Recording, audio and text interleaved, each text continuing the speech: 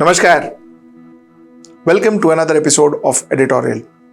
I've been talking about Pahalgam to you for the last almost 5 of my editorials. We've covered the people, how the people suffered during Pahalgam. We spoke about Pakistan. We spoke about a possibility of war. We spoke about who is going to benefit out of that war. Now, after almost 6 days of the incident, let's talk about our government and the steps the government should have taken and the steps the government took. Let's talk about it. Let's get right into the show.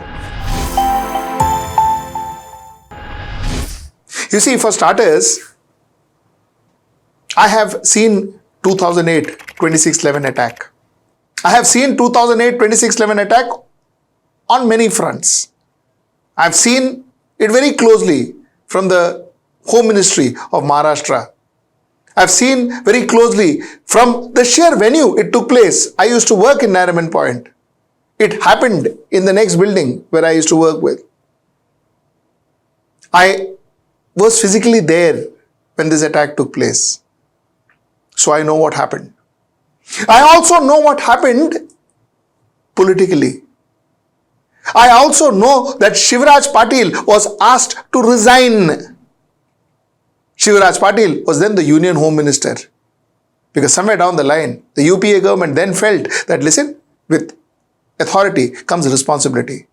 You have failed in your responsibility to protect the people. Shivraj Patil resigned. Vilasrao Deshmukh, the Chief Minister of Maharashtra, resigned. R.R. Patil, the Home Minister of Maharashtra, resigned. Resigned because they failed in their responsibility to protect their people. Somewhere down the line, what I haven't seen with the current government is accountability. You see, it is very fabulous for the Prime Minister to stand in a podium and talk about we will teach you lesson and we will teach you that and we will do things which you have never seen before. All that after our people are killed. I say to the whole world, India will identify, track and punish every terrorist and their backer. I want to ask my intelligent audience one question. How do you want your government to be? You want your government to be protecting our children, protecting our family, protecting you from terrorists, from infiltrators? Or would you like to see your government going to rallies and sitting there and showing jingoism, threatening? Is that what you want to see? Do you want to see your government act after the incident has happened, or would you prefer that the government take steps to ensure that incidents do not happen? That is the question I want you to ask yourself tonight. Every time after the incident happens, we threaten, we go, we do, we act, we say all that. But what is the result? Isn't the government, or shouldn't the government rather be held responsible? Shouldn't the government be accountable? Now, I spoke about responsibility and accountability in the same breath. And I think that's what management is all about. You see, demonetization was launched in this country, making thousands and lakhs and crores of people suffer on the promise of ensuring that Kashmir terrorism, Kashmir's insurgency will be controlled. What happened? Authority, accountability. You took your authority, you used your authority to get in demonetization. Now I ask you for your accountability. What has stopped? 26 people died. 26 Indians died. You are accountable. What are you doing about it? What's your answer? You abrogated Article 370 with the promise that everything will be back. Jammu and Kashmir will shine. People will be prosperous. Violence will stop. Did violence stop? 26 people died. Your authority, with your authority, you abrogated Article 370. Now I ask you, where is the accountability? Where is the accountability? With your authority, you ensured that all the Home Ministry, the administration, everything is under the Union government's command. Mr. Amit Shah, the Home Minister of India, was responsible to save the lives of the 26 people. Today, what I see is arrogance. What I see is excuses. Where is the accountability? Why is Amit Shah not sacked? How are you guaranteeing, which you can't, that these lives, that there will be no more incidents like this in the future? How are you going to guarantee? I have a problem.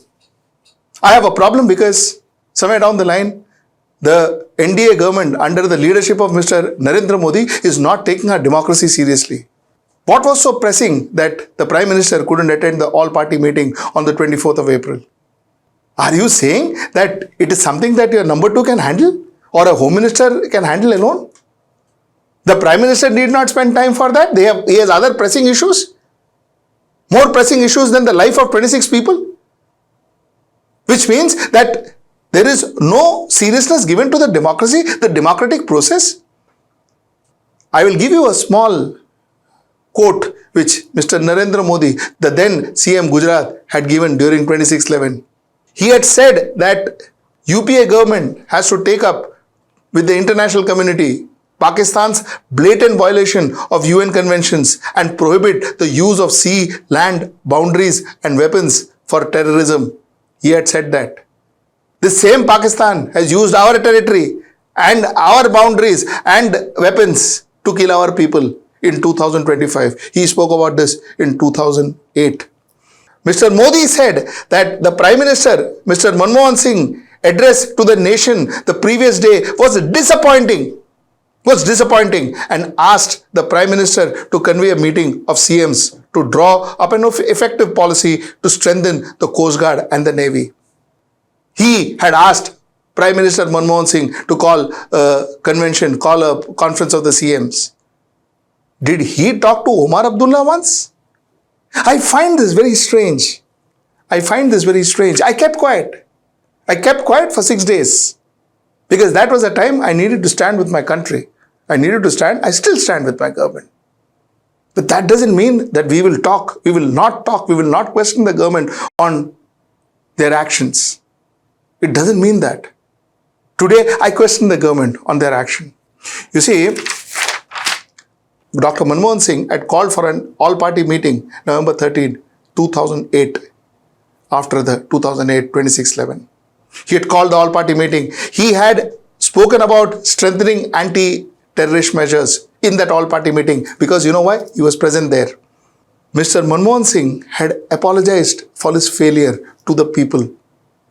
On behalf of our government, I would like to apologize to our people that these dastardly acts could not be prevented. As far as Mumbai is concerned, it was a very calculated and sinister attack intended to cause widespread terror and damage to the very image of India. He apologized to us. I didn't hear Mr. Modi apologizing. I only heard him wielding threats to Pakistan. Which means, do I understand that Modi thinks that it is not his fault? Modi thinks that it is not the mistake of his administration that 26 people died? Is that what it is? 4 people walks in one of the most popular tourist sites in Jammu and Kashmir, in Pahalgam, in Anantnag district. 4 people walks in with a AK-47. Now, AK-47 is not a small pistol. It is a big gun. They walk in. They come in. They shoot 26 people. They claim to have asked people to read Kalma. They claim to have asked them to pull down their pants. They claim to have asked them whether they're Hindus or Muslims and then shot them if they're Hindus. This is what the claim is. And they walked out. 6 days. We've not been able to catch them. And we are talking about, we are a very strict government, Baba. Nationalistic government, very strict government, and we give answers. When? 6 days happened. 3 days, 26/11, everybody was dead. Their bodies were lying on the streets. 6 days happened. What happened? Where are those 4 people? Why are they not killed or arrested? When it is some local riots, we go bulldozing people's house, no? What happened here? This question needs to be answered. If not, the Prime Minister should be apologizing like what Mr. Manmohan Singh did. And the Home Minister should be putting his resignation. Because if those 26 people died, it's because of lack of administrative skills from the Home Department. It was administrative flaw from the Home Department that made those 26 people die. The Home Minister should voluntarily and morally, taking moral responsibilities, resign. This is what accountability is. Jingoism will not help us progress. Jingoism will not ensure safety. Jingoism will make us feel good. And what is happening currently will only make us feel good. If you really think that we should ensure that this should not repeat again, then there has to be political consequences. There has to be political accountability. There has to be administrative accountability. We see none of them. Why did organizations like RSS, organizations like Vishwa Hindu Parishad, so-called cultural organization, so-called organization that promotes, supports, saves, protects the Hindus, why didn't these organizations protest? Why didn't these organizations come on ground and ask for the resignation of the Home Minister? Why haven't these organizations done that? So, am I to understand that Hindu life is valuable when the government in the center is Congress or some other non-BJP government? But Hindu life is not so valuable when the government in the center is a Bharatiya Janata Party government. These cultural organization that claims to protect Hindus, claims to be the representation of Hindus, is this how they treat 26 Hindu lives which were lost? Did even one of these cultural organizations ask for an explanation? Ask for accountability from the central government? Did one of these organizations openly call up the Prime Minister or the Home Minister and say, "Kya ho raha hai? Hinduon ko mara hai"? Think about it. While I spoke about the political parties, the political party in power, I spoke about our government. Let me talk about our opposition. Possibly, R.R. Patil resigned because of a strong opposition in Maharashtra. Shivraj Patil resigned because of a strong opposition, because of protest on the streets. Unfortunately, our opposition party is not even visible. Our opposition party is busy holding candles. There is a leader of opposition, Mr. Shashi Tharoor, who claims that, intelligence cannot be foolproof. Then why have intelligence? Nothing is foolproof, by the way. Nothing is foolproof. Everything is porous. So tomorrow, anything can happen. Tomorrow again, an attack can happen. That is what this gentleman who claimed to be one of the most smartest man in the planet Earth and the person who wants to take over the Congress and wants to be the president of Congress and possibly the Prime Minister of India. This is the man, and there are few people in Mumbai who runs around praising this man and supporting this man. All this happens. These are people who sits in our opposition. So while we talk about accountability and responsibility of the government, let us also talk about accountability and responsibility of people like this, who comes in front of you, wearing an intellectual cap and says that, अरे क्या होता है, हो सकता है, कल भी हो सकता है, उसमें क्या है? Nothing. Then why have all this? If we are depending on God to save us, then we will continue depending on God to save us. Why have all this intelligence and army and air force and all of that in Kashmir? What nonsense is that man talking about?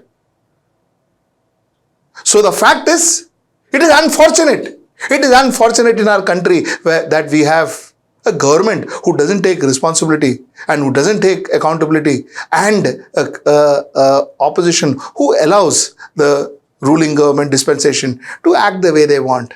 Because the opposition is least bothered. That's my problem. Till I see you next time. That's tomorrow at 10. Namaskar.